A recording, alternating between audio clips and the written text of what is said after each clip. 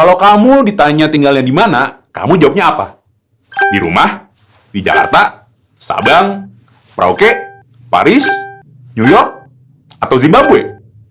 Nah, dimanapun kamu tinggal, aku sama kamu tinggalnya di tempat yang sama loh. Di bumi. Bumi itu rumah kita semua.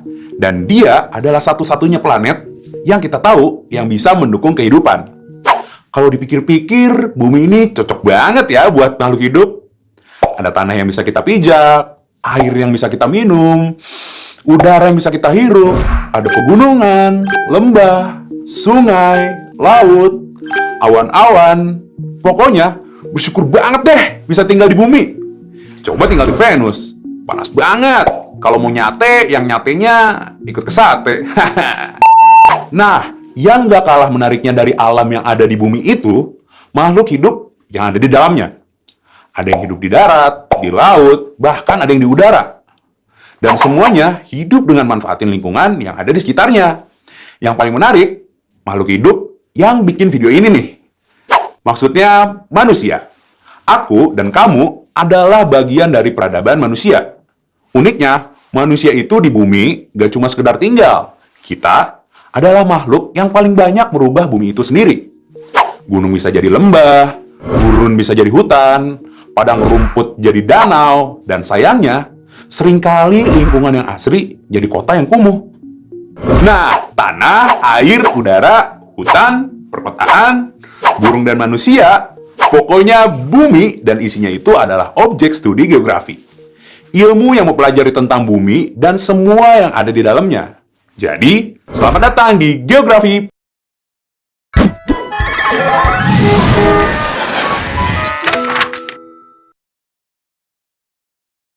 Istilah geografi berasal dari bahasa Yunani, geo, yang artinya bumi, dan grafein, yang artinya lukisan atau tulisan. Jadi, bisa dibilang geografi itu tulisan tentang bumi. Nah, geografi itu ilmu yang mempelajari tentang bumi dan semua isinya, termasuk batuan, badan air, cuaca, iklim, flora, fauna, dan manusia. Dia juga yang mempelajari interaksi antara semua unsur tadi. Ilmu geografi muncul sekitar 2200 tahun yang lalu, tepatnya di Yunani. Saat itu, Eratosthenes, astronom dan penulis dari Yunani, menjadi orang pertama yang menghitung keliling bumi. Dia mengukurnya dengan membandingkan sudut matahari di kala tengah hari di dua tempat yang jarak terpisahnya diketahui. Hebatnya, perhitungan si Eratosthenes ini akurat banget. Nah, dia juga yang pertama membuat peta bumi dengan pengetahuan yang ada di zamannya. Dan akhirnya, dialah yang dianggap pemulai keilmuan geografi. Di awal perkembangannya, ilmu geografi hanya mencatat fenomena yang terjadi di permukaan bumi, kayak letusan gunung, ombak di laut, dan cuaca di udara. Tapi, lama-kelamaan, ilmu geografi tambah luas.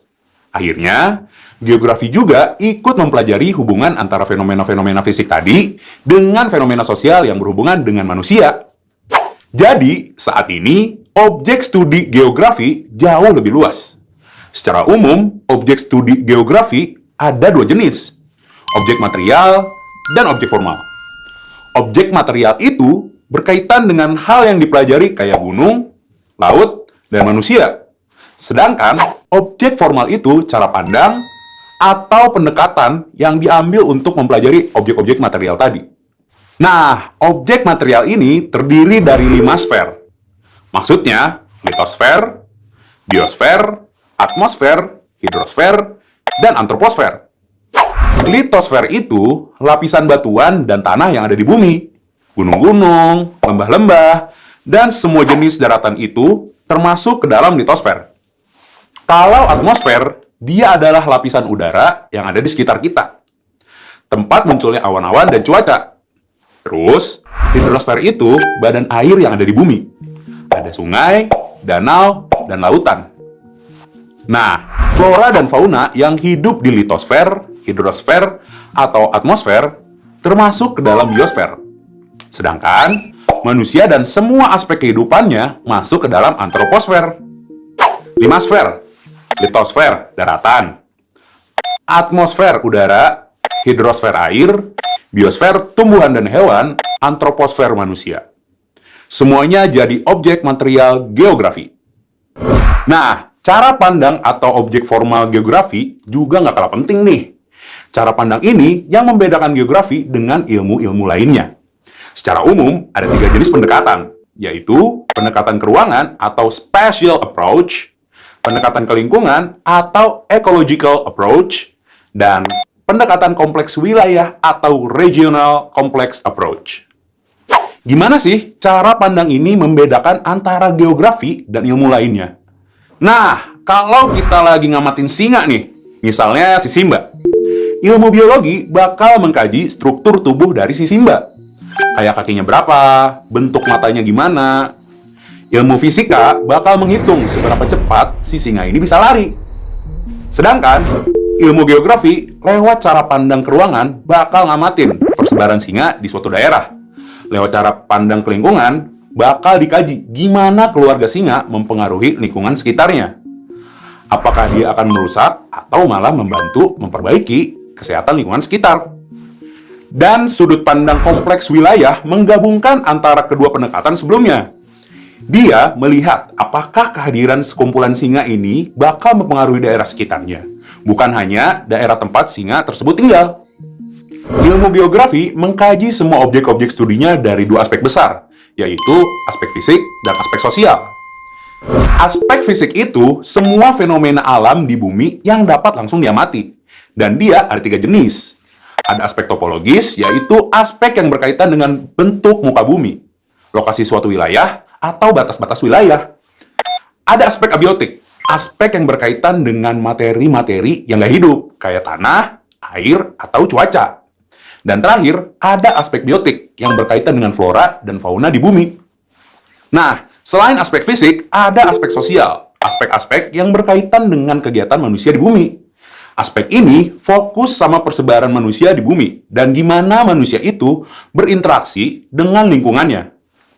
Aspek-aspek sosial ada 4 jenis. Ada yang namanya aspek sosial, yang berkaitan dengan komunitas, kelompok masyarakat, dan lembaga-lembaga sosial. Terus, ada aspek ekonomi yang berkaitan dengan kegiatan ekonomi kayak pertanian, pertambangan, industri, dan perdagangan. Yang ketiga, ada aspek budaya yang berkaitan dengan pendidikan, agama, bahasa, dan kesenian.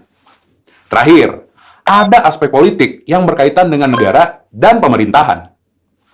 Wah, kalau dari objek dan aspek-aspeknya, luas banget ya ilmu geografi ini. Dan kaitannya dengan ilmu-ilmu lain banyak banget. Makanya ada yang bilang geografi ini ilmu multidisipliner terbesar karena terdiri dari campuran banyak pengetahuan. Karena buat benar-benar paham dengan semua fenomena yang terjadi di bumi, kita harus pelajari dari berbagai macam sudut pandang. Secara umum, ruang lingkup geografi ini biasanya dibagi jadi 4. Geografi fisik, geografi sosial, geografi regional, dan geografi teknis. Geografi fisik itu cabang geografi yang mempelajari tentang segala macam fenomena fisik yang terjadi di darat, laut, dan udara. Gempa bumi, tsunami, hujan badai, semuanya dipelajari di geografi fisik ini. Karena bahasannya macam-macam juga, geografi fisik terdiri dari berbagai cabang ilmu, kayak klimatologi, ilmu yang mempelajari tentang iklim dan cuaca. Geomorfologi, ilmu yang mempelajari tentang permukaan bumi dan proses pembentukannya. Biogeografi, ilmu yang mempelajari tentang persebaran hewan dan tumbuhan di bumi.